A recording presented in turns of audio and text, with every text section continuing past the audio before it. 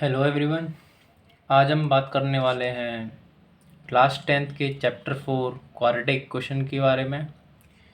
इसकी कुछ short tricks के बारे में आज हम बात करेंगे। तो इस शॉर्ट ट्रिक्स के ज़रिए आप किसी भी क्वाड्रेटिक इक्वेशन को 10 से 15 सेकंड में आसानी से सॉल्व कर सकते हो। तो चलिए वीडियो शुरू करते हैं। किसी भी क्वाड्रेटिक इक्वेशन को सॉल्व करने से पहले हमें कुछ बातों का ध्यान रखना पड़ता है।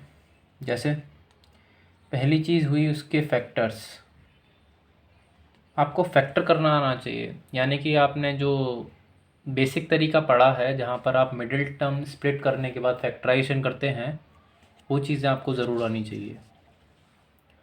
और इसमें दूसरी चीज़ निकल कर आती है साइन, कि एंड में जब आपकी क्वाड्रेटिक क्वेश्चन जब सॉल्व हो जाती है तो क्वाड्रेटिक क्वेश्चन की दो वैल्यू निकल कर आती हैं, उन पर साइन कौन कौन से लगनी चाहिए। तो स्टार्ट करते हैं वीडियो। तो आपको तो पता होगा ही कि जो जनरल फॉर्म होती है किसी भी क्वाड्रेटिक इक्वेशन की, वो क्या होती है? ax² plus bx plus c बराबर 0।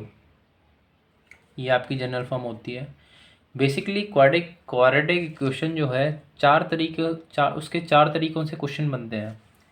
पहला तरीका तो ये आता है क्वेश्चन का। तो इसमें आप दो चीज़ों का ध्यान रखें। हमेशा जब आप क्वाड्रेटिक क्वेश्चन सॉल्व करेंगे उनकी दो वैल्यू निकल कर आएंगी। उसमें से एक जो वैल्यू होगी वो तो बड़ी होगी और दूसरी जो वैल्यू होगी वो होगी छोटी। ठीक है, इस तरीके से बी से आप ध्यान रखिएगा, बड़ी वैल्यू यहाँ लिख देता हूँ मैं, और सी से आप समझ लीजिए छोटी वैल्यू।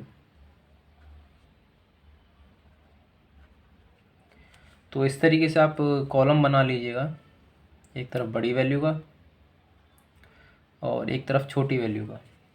ठीक है, दूसरी जो क्वाड्रेटिक क्वेश्चन बनकर आ सकती है वो आ सकती है आपकी इस फॉर्म में ax², जहाँ पर मिडिल टर्म आपका नेगेटिव हो सकता है, कांस्टेंट टर्म पॉजिटिव रहेगा। उसकी भी दो वैल्यू निकल कर आएंगे, एक बड़ी वैल्यू और एक छोटी वैल्यू। उसी तरीके से तीसरी फॉर्म आपकी निकल कर आएगी ax² प्लस का bx माइनस सी बराबर 0। यहाँ पर आपका कांस्टेंट नेगेटिव हो सकता है। इसमें भी आपकी दो वैल्यू निकल कर आएंगी, एक बड़ी वैल्यू और एक छोटी वैल्यू। और लास्ट फॉर्म आती है आपकी जहाँ पर आपका मिडिल टर्म भी नेगेटिव होगा और कांस्टेंट टर्म भी नेगेटिव होगा। ठीक है, होपफुली ये चीज़ें आपको समझ में आ गई होंगी।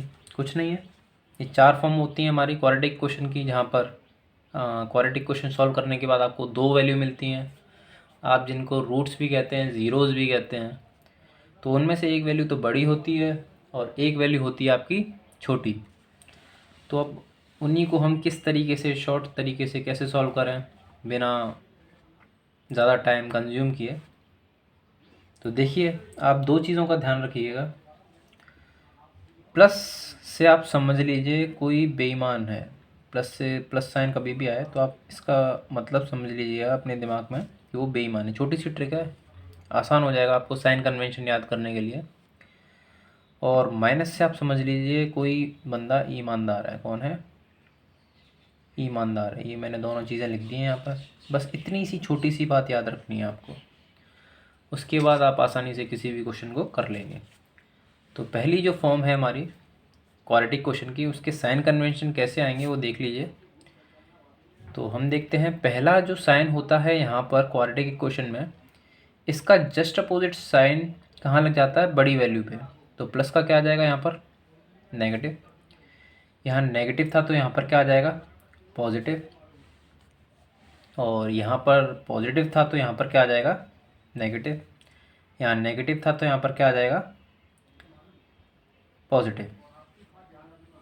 बेईमान वाले से आप समझिए, जैसे मैं आपसे कहूँ आप किसी भी बेईमान इंसान पर भरोसा करोगे? तो आप कहोगे बिल्कुल नहीं सर, हम क्यों करेंगे बेईमान पे भरोसा।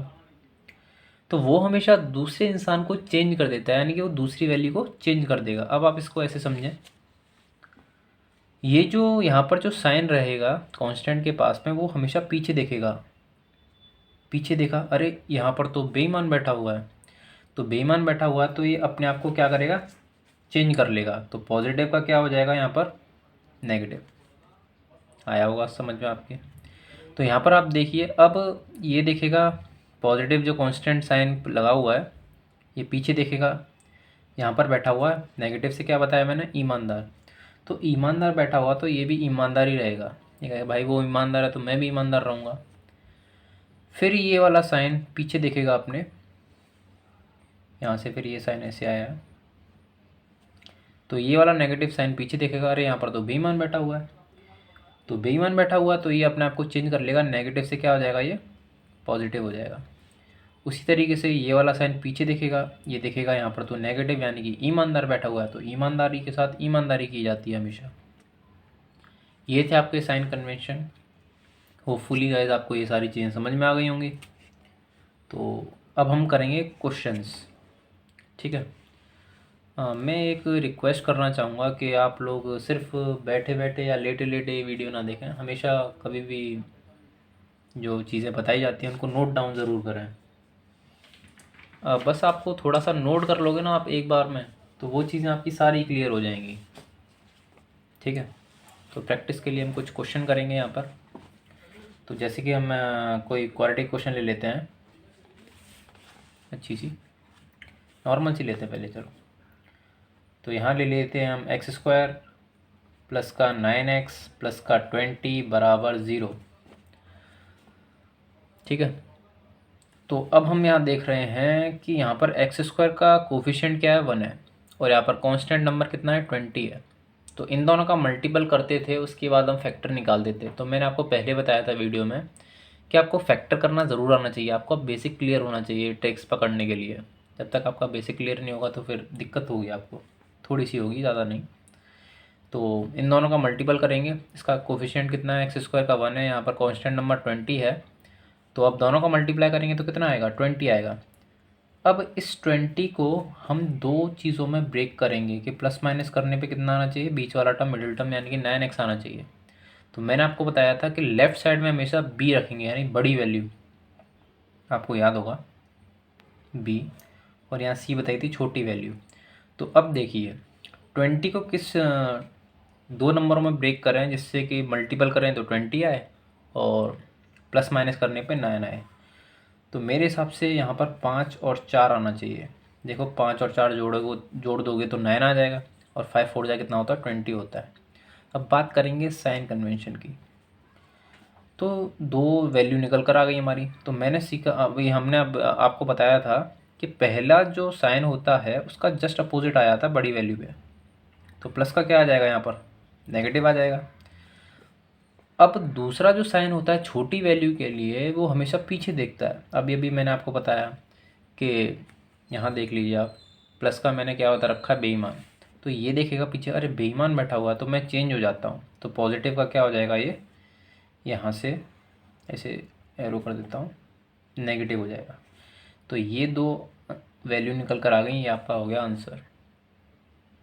आपको समझ में आया होगा। और एग्जांपल लेते हैं अच्छा सा कोई, जैसे कि यहाँ पर उठा लेते हैं हम, कोई भी ले लेते हैं, जैसे ये ले लेते हैं 3y² प्लस का 19y प्लस का 20 बराबर 0, ऐसे समझें।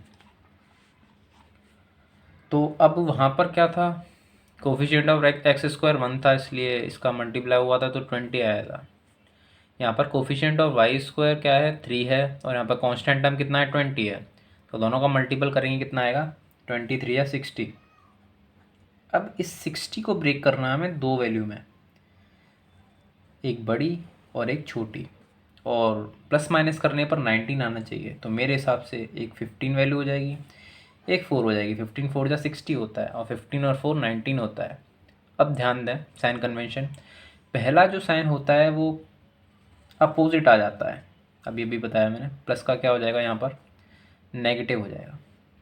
दूसरी जो वैल्यू है, ये वाला जो साइन है अपने पीछे देखता है, अरे यहाँ पर तो कौन बैठा है, बेईमान बैठा है, प्लस का मतलब बेईमान बताया था मैंने आपको। तो बेईमान बैठा है तो ये अपने आप को चेंज कर लेगा, तो प्लस का यहाँ पर क्या साइन आ जाएगा, नेगेटिव आ जाएगा। एक बात हमेशा याद रखना, जहाँ पर आपका वाई स्क्वायर का कोफिशिएंट, जैसे यहाँ पर 3 दे रखा है, यहाँ पर 1 दे रखा था, तो कोई दिक्कत नहीं थी। जहाँ पर भी वाई स्क्वायर का या फिर एक्स स्क्वायर जो भी वेरिएबल है जिसकी पावर 2 है, उसका जो कोफिशिएंट दे रखा होता है ना, वो आंसर में लगाना होता है, यानी आंसर में डिवाइड करना होता है। तो यहाँ पर हमने देखा कि वाई स्क्वायर का कोफिशिएंट कितना है, 3 है, तो यहाँ पर हम 3 का डिवाइड करेंगे और यहाँ पर भी 3 का डिवाइड कर देंगे। तो अब यहाँ पर आप कैंसिल करेंगे इसको, कितना आंसर आएगा, -5, और यहाँ ये एज इट इज़ रहेगा 4/-3। तो ये आपका आंसर हो गया। आप देख रहे होंगे कि ज़्यादा टाइम नहीं लग रहा करने के लिए। और क्वेश्चन उठाते हैं हम, जैसे कि एक क्वेश्चन है x² - 7x + 12। तो यहाँ पर x² का कोफिशिएंट 1 है और यहाँ पर 12 है, तो 12 को हमें ब्रेक करना है 2 वैल्यू में, एक बड़ी और एक छोटी। तो ये हो जाएगा एक 4, एक हो जाएगा 3। अब यहाँ पर देखिए नेगेटिव साइन है, तो यहाँ पर डायरेक्ट करेंगे तो क्या आ जाएगा, पॉजिटिव। पॉजिटिव वाला पीछे देखेगा, अरे यहाँ पर तो ईमानदार बैठा है, तो ईमानदार बैठा है तो मैं भी ईमानदार ही रहूँगा। तो ये आपके 2 आंसर हो गए। एक और देख लेते हैं जहाँ पर कोफिशिएंट ऑफ वेरिएबल जो है आपका 1 नहीं रहे। तो यहाँ पर ले लेते हैं 9x² - 34x - 8। तो यहाँ आप अगर आप इसको सॉल्व करेंगे तो 9 8 जा कितना होता है, 72 होता है। तो 72 को ब्रेक करना है हमें 2 टर्म्स में, एक बड़ी वैल्यू एक छोटी वैल्यू। तो बड़ी वैल्यू मेरे हिसाब से 36 हो जाएगी और छोटी वैल्यू हो जाएगी आपकी 2। ठीक है, तो यहाँ पर देख रहे हैं हम नेगेटिव साइन था, तो नेगेटिव का क्या हो जाएगा, यहाँ पर पॉजिटिव हो जाएगा। नेगेटिव वाला अपना पीछे दिखेगा, ये दिखेगा कि यहाँ पर तो ईमानदार बैठा हुआ है, तो ईमानदार बैठा हुआ तो ईमानदार ही रहेगा, ये अपना साइन चेंज नहीं करेगा। मैंने अभी आपको बताया कि जो जिसकी हाईएस्ट पावर 2 रहती है उसके बगल वाले कोफिशिएंट को देखते हैं। अगर वहाँ पर 1 है तो कोई बात नहीं है, लेकिन 1 के अलावा भी कोई दूसरी टर्म आ जाती है, कोई दूसरा कांस्टेंट नंबर आ जाता है, तो उसी कांस्टेंट नंबर का हम आंसर में डिवाइड दे देते हैं। तो यहाँ पर हम डिवाइड दे देंगे 9 का और यहाँ पर भी डिवाइड दे देंगे 9 का। आप कैंसिल करेंगे तो 9 4 जा 36 का, तो +4 वैल्यू आ गई और ये जो वैल्यू एज इट इज़ यहीं रहेगी। तो ये आपका आंसर हो गया। तो आपने देखा होगा ज़्यादा टाइम नहीं लगा करने के लिए इनको, बस आपको थोड़ा सा साइन कन्वेंशन की प्रैक्टिस की ज़रूरत है। आप बेटर तरीके से करने लग जाओगे, जितनी अच्छी प्रैक्टिस करोगे उतना अच्छा करने लग जाओगे। और पूरे चैप्टर में क्लास 10th के चैप्टर में आप जानते हो कि आसानी से इस चैप्टर 4 को आप आसानी से कर लोगे, अगर आपको क्वाड्रेटिक इक्वेशन जल्दी जल्दी सॉल्व करना आ गया तो मैं चैप्टर वाइज सारी वीडियोस बनाऊंगा सबकी शॉर्ट ट्रिक की। अगर आप चाहते हो कि मैं कंटिन्यूसली वीडियोस डालते रहूं तो आप लोग चैनल को लाइक करें, वीडियो को लाइक करें, चैनल को सब्सक्राइब करें और नोटिफिकेशन के बेल आइकन को प्रेस करें, जिससे कि भविष्य में आने वाली वीडियोस की नोटिफिकेशन आप तक पहुंच जाएं। और अगर आपको वीडियो समझ में आई हो तो कमेंट बॉक्स में आई लव माई पेरेंट्स ज़रूर लिखें। ठीक है, तो ये वीडियो यहीं पर समाप्त करते हैं। Thank you.